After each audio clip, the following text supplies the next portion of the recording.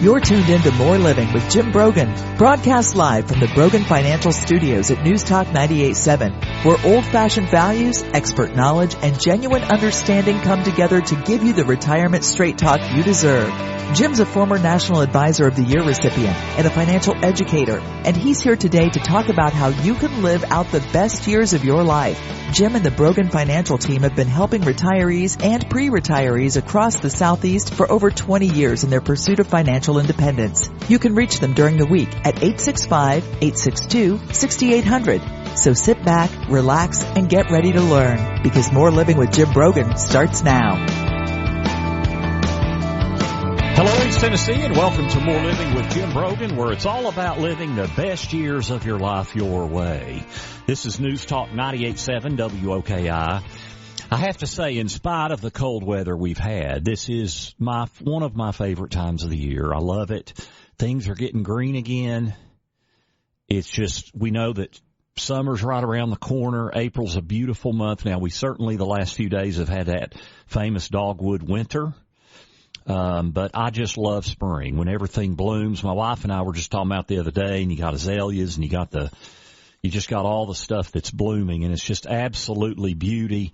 And we know summer's right around the corner, and of course my wife and I, we love to get out on the lake and have a great time. So it's an exciting time of year. New life is being created, but the beauty of the Knoxville area is sometimes harder to appreciate because seasonal allergies can really be a problem. Do you struggle with itching eyes, sneezing? You know, Knoxville's one of the top 10 places in the country. We'll get the new statistics on that today, but it is one of the top 10 places, my understanding, for allergies. We just have so many different kinds of vegetation. So what makes it so beautiful here can make it very difficult. Now, across the country, nearly 1 in 3 adults report having a seasonal allergy, eczema, or food allergy, and 1 in 4 children have one. So how do we manage all of the pollen? Our guest today is a good friend of the show, Dr. Ty Prince. He's a board-certified allergist and immunologist in Knoxville and Maryville. He is a Knoxville native. He's been practicing for over 25 years. He's a specialist in adult, adolescent, and pediatric allergy, asthma, and clinical immunology. Good morning, Dr. Prince. Good morning, Jim. Thank you for having me on. It's great to have you with us. He's been a good friend of the show over a long period of time. How did you get interested in allergy and immunology? Total accident. I was going into pulmonary, and Dr. Bob Overholt has been here in Knoxville for practicing for 56 years. Encouraged me to go on an interview, and I didn't fall in love with the allergy at that point, but the immunology was fascinating, I thought. Yeah, that's interesting. It seems like I talk to a lot of doctors. They know what they want to do when they go to med school, and maybe even when they start their residency. Yes. And then everything changes. My sister was like that. You know, she was a psychiatrist. She passed away a few years ago, but no, that's okay. She was a psychiatrist, and she always wanted, since she was in the 3rd grade, she wanted to be a thoracic surgeon. Wow. That's it. And even all through residency and all, she was going to be a thoracic surgeon. And then, like, maybe her 2nd or 3rd year residency, she decided, or maybe it was in med school. I'm not I don't do all that stuff. It may have been in med school, but she did a rotation in psychiatry. Wow.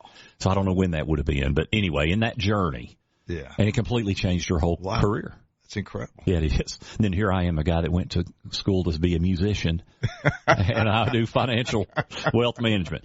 Well, that's great. So the yellow pollen layer, we're just beginning to see it on cars. What is in bloom right now? Is it kind of everything right now? How did this cold spell? I guess didn't we had a hard freeze a couple of weeks ago. Did that kill everything off and just kind of restart everything? Down a little bit, but it's back strong again. As of Thursday, we had really high counts of tree pollen. We also had some grass and mold in the moderate range, so it slows it down for a day or two. If it gets a deep freeze, sometimes it'll get some of the buds on the trees. We haven't had that yet, to my knowledge, but pine's real big now. That's the yellow pollen out on your cars. So that's coming from pine that we see on the cars. Pine is actually not that common an allergen. It's the other pollens are much more prevalent to cause allergies, the other tree pollens, but they're smaller. You can't see them. But that pine, it's a big particle, and you can see that. So we see that, but it's really the small, invisible ones that really cause most of the problems. People, yes. Yeah, I've heard that. You've told me that before. Well, when our first instinct, Dr. Prince, when we have allergies and they're triggered, is we reach for over-the-counter antihistamines. Sure.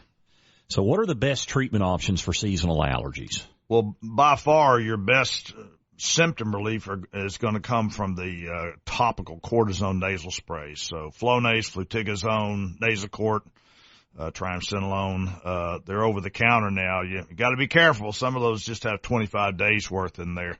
Those drug companies are pretty swift to get a profit.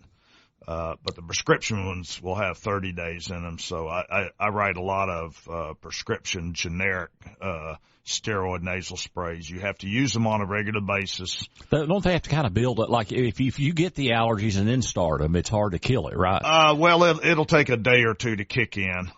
And then the antihistamines, of course, most people take the non-sedating antihistamines in the daytime. That's Claritin, Allegra, Zyrtec, and Xyzal. And then the stronger ones at night, chlortrimiton, Benadryl, some of those. You got to be careful with those, because they alter your sleep patterns. Especially Benadryl will cause rebound hyperexcitability. Yeah, it sure will. And if you're an old man like me, you'll have, it can mess with your plumbing. So you have to be careful there as well too. Yeah, I've experienced the rebound effect. It's not fun. Feels good when you first get some good sleep, but then that rebound, should we be getting ahead of the irritants and preemptively taking over the counter meds prior to them hitting us? The drug companies would like you to, and it sure would be a good idea to take start your cortisone nasal sprays prior, a day or two prior to the pollen coming out. There's about a week of a period, even though the pollen's out, our phone calls don't go off the charts until about a week later, because there's a priming effect that occurs before people start having problems. But yeah, if you start your steroids, certainly if you take your antihistamines prior to exposure, that's fine. But as far as taking the non-sedating antihistamines or even the sedating type a few days before, that doesn't work. So the prep should be getting those nasal sprays and getting them in our system. So let me back up for a second. So you said when I get a prescription of something like Flonase, I get a full 30-day supply. But when I get it over the counter, I don't? A lot of times you have to check the amount of fluid in there. So if it tells me on the packaging how many sprays it has, is that accurate? Yeah, it's fairly accurate. The pump sprays are the aerosols, which I don't think they have any aerosols over the counter, but those are some of those inhalers for your nose and your lungs. Some of those you'll get a few more puffs than expected. Is it safe to take some sort of medication like an antihistamine or something else that you would take just kind of year-round? Is that safe? Some people do that. That's a great question, Jim. It's safe, but the long-acting antihistamines, after about 30 or 40 days, you're going to get tolerant to them. So you either need to take a few days off, maybe a couple of days off, or switch to a different brand. Now, when you say the longer-lasting ones, which ones are you 24-hour. Claritin, Allegra, Zyrtec, and Xyzal. Okay, those are the ones you mentioned earlier. Yes. We're visiting with Dr. Ty Prince. He's a board-certified allergist and immunologist. It is allergy season. Now, that means it's spring, and life is blooming, and it's beautiful.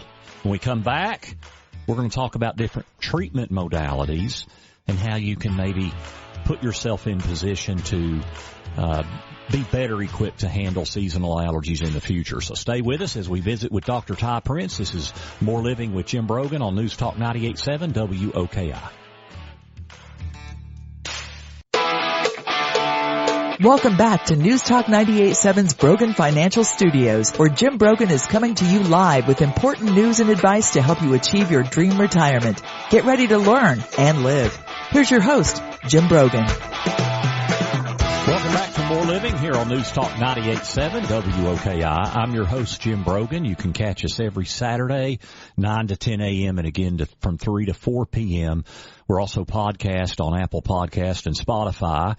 You can also download our podcast at my website. Go to broganfinancial.com and click on radio. We're visiting this morning with a good friend of the show, Dr. Ty Prince, who's become a friend of mine over the years. And he's an allergist, board-certified allergist and immunologist here in Knoxville and Maryville. Before I want to get into asthma here in a second, but first, when should someone consider seeing an allergist versus just their primary care doctor for seasonal allergies? Well, even someone with mild allergies, we can help those people by identifying the specific allergens and teaching them how to avoid it. But certainly anybody having complications of allergies, especially asthma and frequent sinus infections, now you got a medical problem instead of a nuisance. So those people need to be tested and treat those people so their asthma doesn't get worse, or in the case of asthma, whether or not they have a severe attack. Yeah, what I'm hearing there is don't take it lightly, even if it seems mild now. Right. Yeah. Now let's talk about asthma. The Academy of Allergy, Asthma, and Immunology states that approximately half of all asthma in adults is caused by allergies. So how do seasonal allergies affect asthma, and what are some of the other triggers that can cause it? Well, it's a little higher in East Tennessee. The percentage is higher. It's more like 70% of adults in East Tennessee. Well, that would make sense because we have more allergens, right, when you balance it out across everybody else. We also have 10 months of high pollen. And up north, they might have 4 or 5 months of high pollen. So it's totally different there. But, yeah, it's a major trigger. Some of the other triggers are chronic sinus infections. Acid reflux is probably a big one. Sleep disorders, people with sleep apnea or just what we call sleep disordered breathing, where they don't get the deep sleep that they need.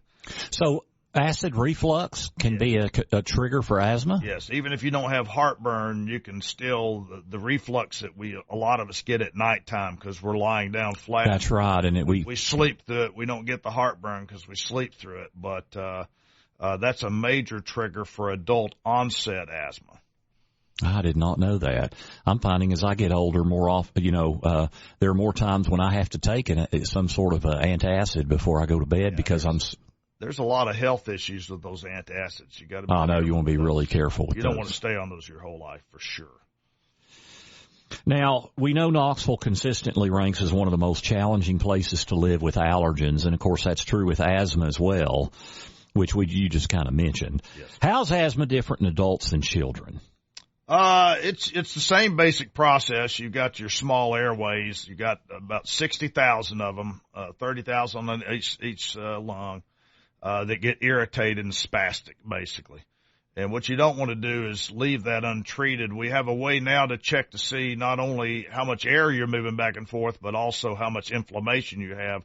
It's called an exhaled nitrous oxide. And those people need to be on an inhaled steroid and/or allergy shots. And in that situation, if you don't do that, not only can your asthma get worse, but you can lose some of your lung volumes as well, too, and never get them back again. That's not good at all. No. So what should an adult do once they're diagnosed with asthma? See a specialist. Anyone that's getting treated for asthma without lung function tests, you're not being treated appropriately. There's no ifs, ands, buts about that. Number one, you need to quantify that asthma and see how much air you're moving back and forth and how fast your air is coming out. And number two, you need to know whether or not you need to be on an inhaled steroid or a long-acting bronchodilator as well, too. So you've got to have pulmonary function tests if you're going to be treated for asthma. Well, that makes perfect sense. Something that's interesting, Ty, is allergies seem to be on the rise. And there are various theories behind that.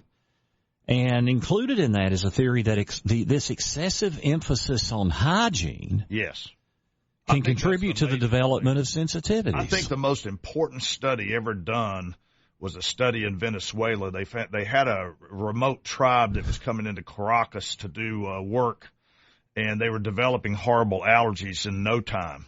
But they would go back to their primitive way of living, and they were bussed in. and they go back to their primitive way of living and not only lose their allergies immediately, but their skin tests, which normally would be positive for a couple of years, went totally negative.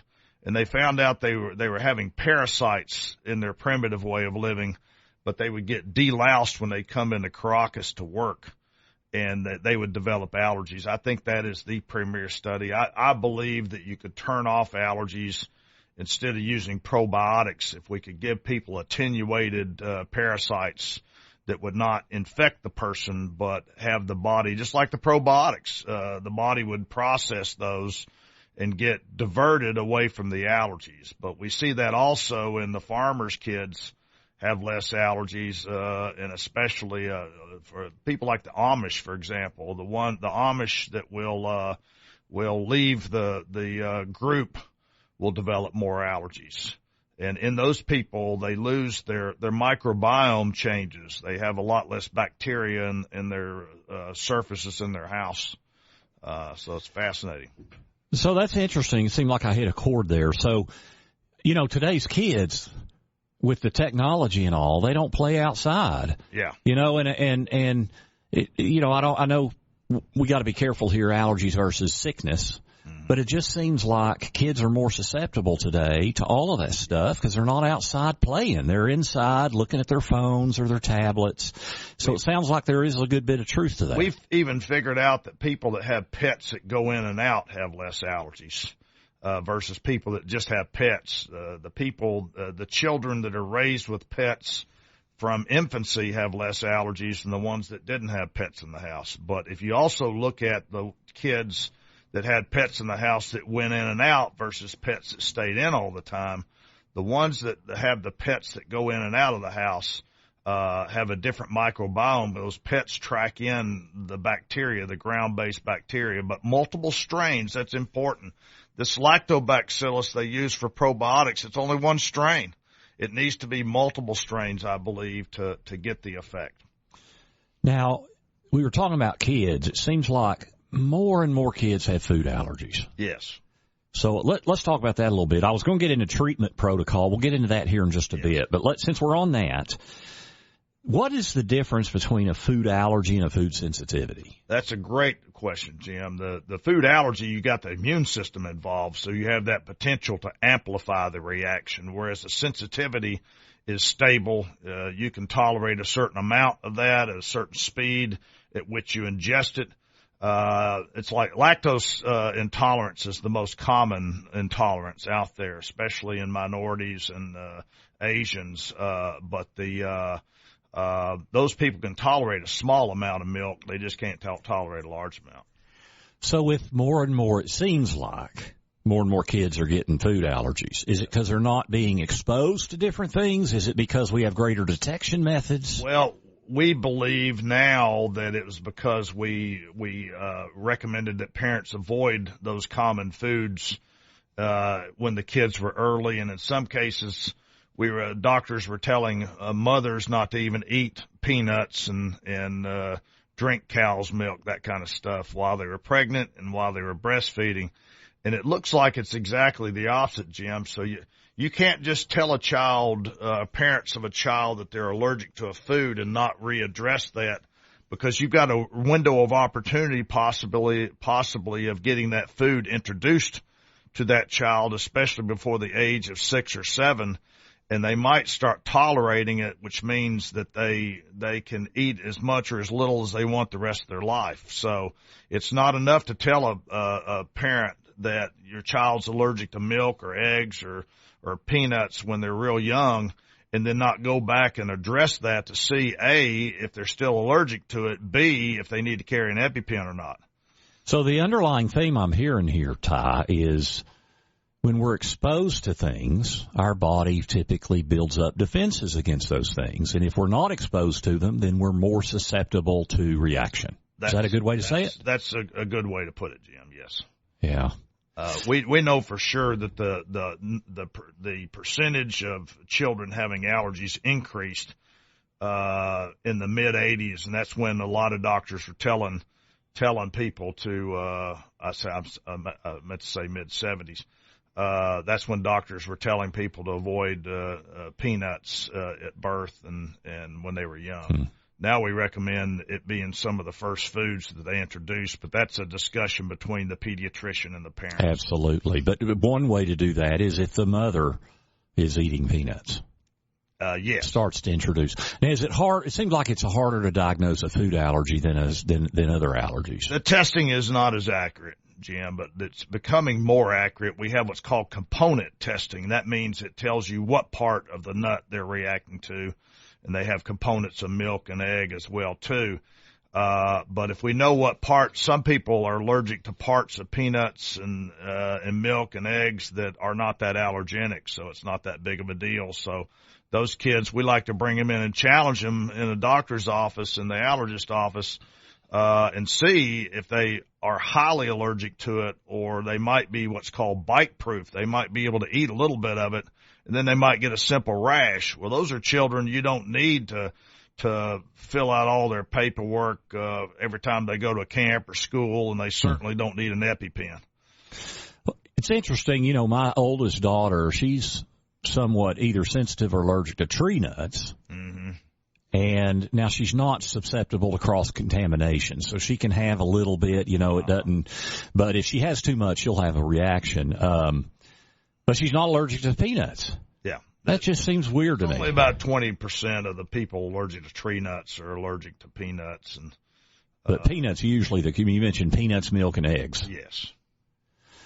Does this whole organic, when we get into some of those things, is organic, are organic options for that less susceptible to create sensitivities or allergies? That's a long discussion. Is that a loaded question? It is. There's a lot of controversy about that. But no, it's, if you get that protein, a lot of the plant reactions, are, if they're processed or cooked, you'll have less reactions to them. We're visiting with Dr. Ty Prince. He is a board-certified allergist and immunologist here in Knoxville and Maryville. Been on the show many, many times over the years. When we come back, we're going to get into different treatment protocol, including oral immunotherapy. And we're also going to have our dollars and cents segment. We are having a tax increase the end of next year. How is that likely to affect you? So stay with us. This is More Living with Jim Brogan right here on News Talk 98.7 WOKI. Welcome back to News Talk 98.7's Brogan Financial Studios, where Jim Brogan is coming to you live with important news and advice to help you achieve your dream retirement. Get ready to learn and live. Here's your host, Jim Brogan. This is More Living with Jim Brogan, where it's all about living the best years of your life your way. Such a beautiful time of year to enjoy East Tennessee, certainly as everything comes to life and it becomes so pretty out. We do have allergy issues, and we're visiting with Dr. Ty Prince this morning. Before we get back to Dr. Prince, it is time for dollars and cents. Let's talk about tax rates. We have a tax increase at the end of next year. The Tax Cuts and Jobs Act is expiring. And we're going back to the tax rates from 2017. Now, our tax rates are updated. They have cost of living adjustments. So the brackets go up. So, the brackets, if you go back and look at the tax rates from 2017, we are going back to those brackets, but they are adjusted for cost of living, for inflation. Okay. But I think people are underestimating the impact of the tax increase that's happening the end of next year. And there are two categories of people that I'm going to bring up specifically. Now, to keep things simple, I'm going to talk about joint filers. Just keep things simple. But the number one thing that everybody's going to feel is the change in the standard deduction. The standard deduction is being cut almost in half. It's going down by like $12,000 or $13,000.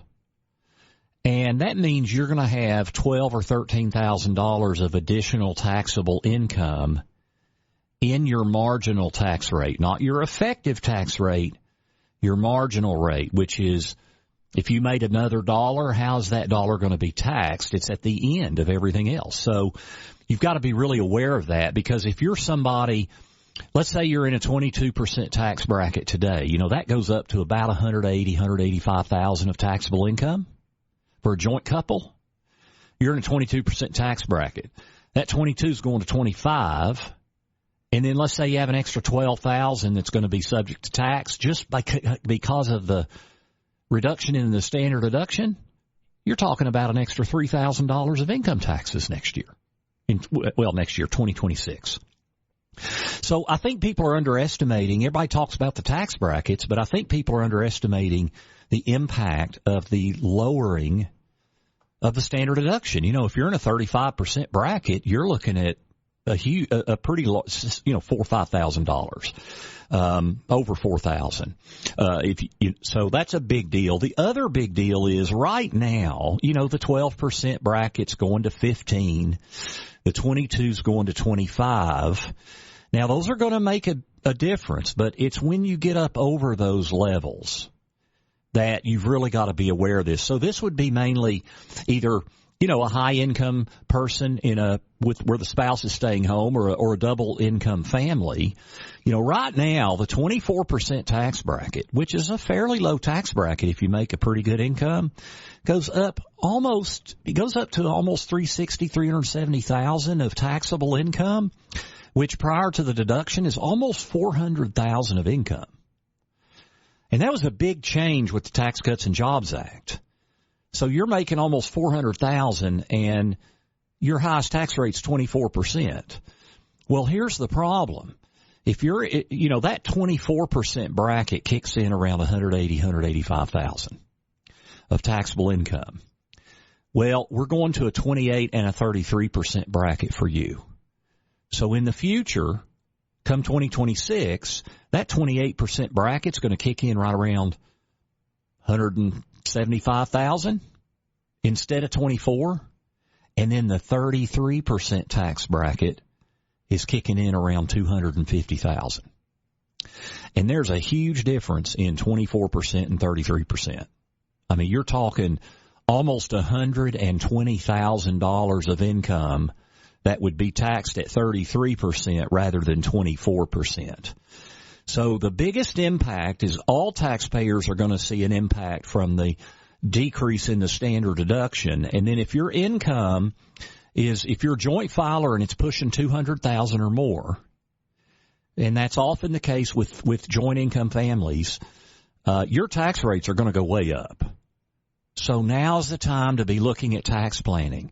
How can you shelter more of your income from taxation? How much tax are you paying today versus how much tax are you paying tomorrow? If taxes are going up, maybe we want to pay some taxes today and then be tax-free tomorrow. So those are the kinds of things we need to be thinking about. That's our Dollars and Cents segment for this week. You can find this week's Dollars and Cents segment and others by visiting BroganFinancial.com. Check us out at BroganFinancial.com. Now, Pellissippi State is having through its adult education, it's income planning for retirement. I'm the instructor. It is a one-night class for adult education. It's if you're retired or getting close to retirement. It's this Tuesday evening on April the 9th at 6:30 p.m. at the Hardin Valley campus. It's a 2-hour class. We're going to talk specifically about all the challenges with moving from the preservation phase of life, where you've been accumulating money, to the distribution phase of life, when you're going to start spending the money. How do you structure income? How do you invest to produce stable income that can increase for inflation over time? How do you choose your Social Security election? How do you reduce income taxes on income in retirement? So I'd love to see you there. Again, it's Tuesday, April 9th. I think that class is almost full. So you can go to PellissippiRetirementIncome.com. Again, that's PellissippiRetirementIncome.com. You can download a syllabus and click to register. I have another class in early May that's also through Pellissippi State. It's on tax planning. Just a one-night class on reducing taxes, which I think is going to become more and more important as we move forward, especially when you look at our deficit spending and our federal debt. in addition to the tax increase that's going to happen in the next year. To find out all of my upcoming classes through both the University of Tennessee and Pellissippi State Hardin Valley, go to broganfinancial.com and click on classes. We're visiting this morning with Dr. Ty Prince, a good friend of the show, and we're talking about, it's a beautiful time of year, but allergies can make it pretty challenging. And I know when I have an allergy attack, and we've talked about this, Ty, it's almost worse than having a cold or being sick if it really hits you hard. Yes, people that have moderate severe allergies, Jim, they're going to release a lot of those factors that do make you feel like you have a cold or the flu. So let's talk about treatment protocol. Now, we've talked about medicines and we've talked about steroid sprays. If somebody wants to get, the first thing that comes to my mind when I think about treatment for allergies is you go in 2 or 3 times a week and you get shots and all this. Is that still the treatment protocol? Is that the main thing that's done? And how long do you have to do that for? If you want to turn off the allergies, it requires the allergy shots, or you have to move to the desert or the frozen tundra. But no, there are some. Traditionally, we did them twice a week for 3 months, once a week for 9 months. Second year, every 2 weeks. Third year, every month. And most people will stay on them of 3 to 5 years. They might stay on a 4th or 5th year if they're still having some breakthrough symptoms. But you can do some rush protocols. They're a little bit riskier. You see more reactions, but we can take people in one day or 2 separate days, knock out the whole twice a week for 3-month buildup in 2 days. Yeah. I guess that has to be medically supervised, I would imagine. I have to be right there in the room. Yeah. We'll see a lot more reactions there, but you'll immediately go to every 2 weeks instead of twice a week for 3 months, once a week for 9 months. It's once every 2 weeks then. So it's a very effective protocol. Now, similar to what we were talking about with us not living outside as much, when we do those shots, are we basically slowly exposing our body to those allergens and we build up the defenses? You're building up a tolerance, but also after a few months, you're building up immunity. That means your immune system is going to ignore those allergens. Let's talk to us, Ty, about oral immunotherapy. We don't do a lot of that, Jim. It's not covered by the drops are not covered by insurance. They have now some pills. You have tree, ragweed, grass, and dust mite pills you can take. The drug companies love to dispense pills because people are on them for years and years, and any drug you take daily, they can. I have a friend, he calls the drug industry an annuity in a bottle. Because once you get on it, you're taking it for life, and it's just like an annuity for the pharmacy. I regret that we have a medical system that way. I tell all my patients, every doctor I've ever met would love for a patient to come in and say, hey, what can I do without medications? And I love that too. And that's a lot of our patients on shots are on that for that reason. They don't want to take medications. Well, interestingly enough, and actually that's pretty fascinating because if you get on the shots and you build up your system, then you don't have to be on those medicines. That's correct. It's going to block the entire reaction, including those symptoms you get when you feel like you have the cold or the flu. The medicines will not stop that. The medicines will stop the itchy, watery, sneezy symptoms, but they are not going to stop those factors that get released in moderate, severely allergic patients that make them feel like they have the cold. We've talked about how things we're exposed to versus we're not exposed to. I'll never forget one time I went to Phoenix. I went to desert country. You mentioned desert. Yes. And I'm from East Tennessee, one of the top 10 allergy areas in the country.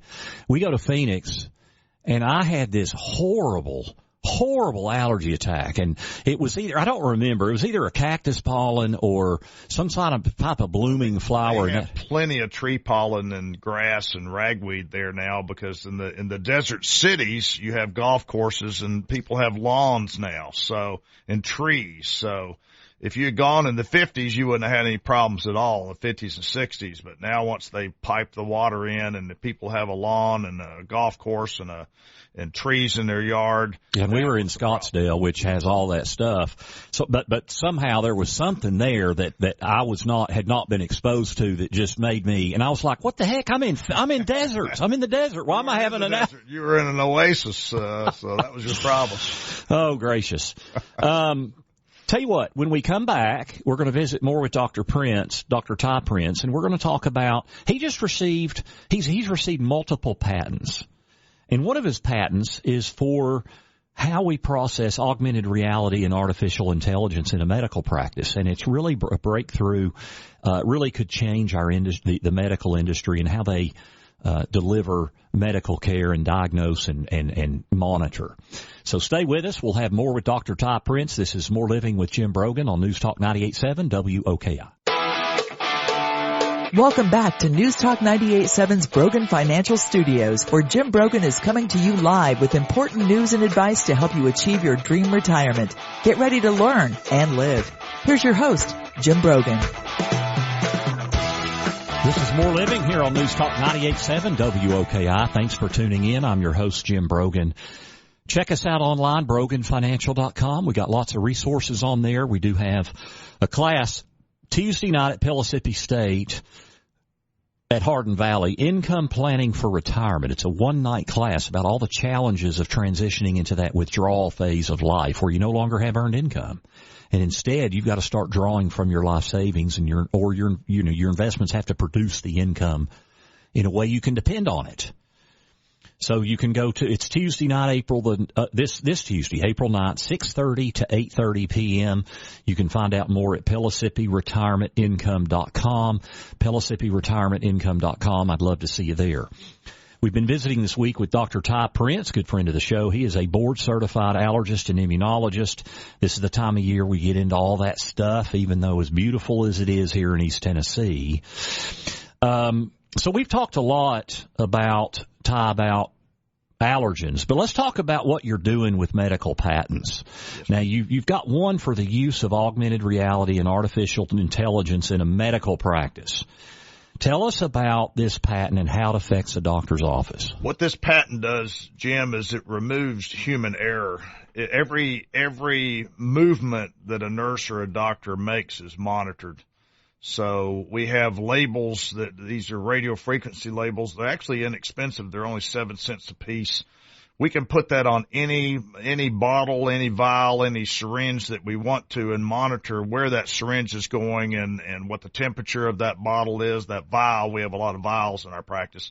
How much is being removed from that. So it does all your inventory for you, but most importantly, it reads where that vial is going. So that vial is, once it's picked up by an employee, it'll connect with the cloud and tell the cloud that vial is being handled by a certain nurse or physician, and it's being emptied right next to the right patient. So right drug, right dose, right time, right patient. So you can monitor almost everything. Monitor everything. We have facial recognition. It's a little clip that goes on your glasses. It will read the retina. You sign in with your retina, and it will put a virtual computer screen on each shoulder. One screen will be the chart. The other screen will be the internet. And while you talk, it'll build the chart. It'll ask the doctor questions to ask you. So this does not remove the personal interface with the doctor. You can't do that. Everybody's worried about artificial intelligence coming in and taking over and doing a doctor's job or a nurse practitioner's PA's job. That is not going to happen. It lacks ingenuity. It lacks suspicion. All it does is it presents you with the possibilities. And then you make the decision, the practitioner makes the decision on what the diagnosis and treatment's going to be. So it's basically gathering the data. That's correct. Providing an analytical analysis of the data. You're going to apply a lot more data to your decisions, thousands more bits of data. And it's going to tell you what's everything on your diagnosis, so you finally agree or disagree with the artificial intelligence, and then you're going to be left with some red print on there that doesn't agree with your diagnosis. So you can go back and explore that and say, hey, are you having headaches with this condition? Yeah, I am having headaches. Well, it might not be the right diagnosis. So we'll also have the ability for you to sign in, with your chart. You're going to keep all your information on a Q reader on your cell phone. And you will go in, instead of filling out paperwork in a doctor's office, they'll just scan in your Q reader, and it will go on to any electronic medical record and fill out all your paperwork for you. I dream of the day that I don't have to once a year when I see my doctor fill out all that daggone paperwork. You will never do that again, Jim. It's all on your Q reader. It's compatible with any EMR in the world. You'll scan in your Q reader, and it'll not only do that, it'll tell the doctor what kind of problems you've been having. It connects to your all your equipment that you use, your Apple Watch and all that kind of stuff. And instead of going in and complaining about all these things, the doctor's going to get a timeline with every symptom that you've had, every drug you've taken, and what the severity of those symptoms were. And if you want to take a little bit of time and chat with the artificial intelligence and maybe discuss what you think might be wrong with you, instead of getting on the internet, you can go in and the artificial intelligence will suggest things that might be wrong with you, and you can talk to your artificial intelligence before you go see the doctor. So what's going to happen in the future is you're not going to go in asking the doctor exactly what's wrong with you. You're going to go in and see if the doctor agrees with your artificial intelligence or not. And if not, why they don't agree with that. So I think what I'm hearing there is we've got a lot is being put into developing artificial intelligence in the medical space. What you're talking about with your patent, from what I'm hearing, is how we apply that artificial intelligence in a systematized way to make things more efficient. I have a patent not only on the smart office, but how that technology is used. It's called a method patent. And I also have patents on all forms of skin testing, with the exception of patch testing for delayed allergies. But the scratch test, I have a patent on a single skin tester, a multi-skin tester, and on the syringes used. We have a patent on we're developing a patent. We have artificial, augmented reality that will tell us where to put the skin test on the patient and then read it after it's done. And it takes all human error out of the testing process and interaction with your patients. But keeps the human interface there where there needs to be a human decision. Correct. They have to make the decision, the final decision. Now, you also did a patent. Believe it or not, 10% of all U.S. patients report having an allergic reaction to a penicillin class antibiotic in their past. Correct. And you developed a patent for penicillin allergy testing kit. How would you use this kit? Can somebody get this kit? No, you can't do it at home. Most of these patients, 95% of the patients that have penicillin allergy on their chart will have lost that allergy in about 10 years, especially if they were real young. We have a lot of patients that say, my parents told me never to take it again, but I don't even know what kind of reaction I had. 95% of those do not have an allergy, so we call it delabeling. Our kit has a little multi-tester with it that we patented, so that hospitals and doctors' offices could use it. Like, you could go to your regular doctor and have an infection that really needed a penicillin, and they could do the test on site there. Well, Dr. Prince, we're about out of time. I hate that. I want to ask one quick question. We've only got about 45 seconds, but what should we be doing in our home? How should we be using filters?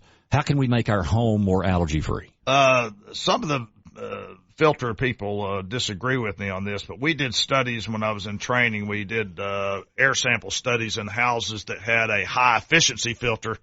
That's one with a MERV rating of about 12 to 14. And then compared the same house, did particulate levels in the same house that had an allergy filter with a MERV rating of 18 to 22. So just a high efficiency filter with a MERV rating of about 12 to 14 is adequate, keeping your windows and doors shut in your home and in your car. using recycled air in your car when you're driving down the road. And I guess carpet's not a great thing for allergies. Pets. Well, again, we've found that the people that have pets from birth have not only less allergies to those types of pets, but also less allergies in general. So I'm not recommending people to go out and get a pet and let it sleep with their child. But if you look at the studies, and that makes sense. We're exposing them to that dander. Right. That's Dr. Ty Prince. He's a board-certified allergist and immunologist here in Knoxville and Maryville. Ty, thank you so much for taking time out of your busy schedule. Thank you so much, Jim, for having me. It's always great to have you. We've discussed allergies and immunology and asthma because greater health provides for more living so you can live the best years of your life your way. Many thanks to Wayne for engineering the show. Many thanks to Jill for helping produce the show. Thank you so much for tuning in. Check us out online, BroganFinancial.com, for more information.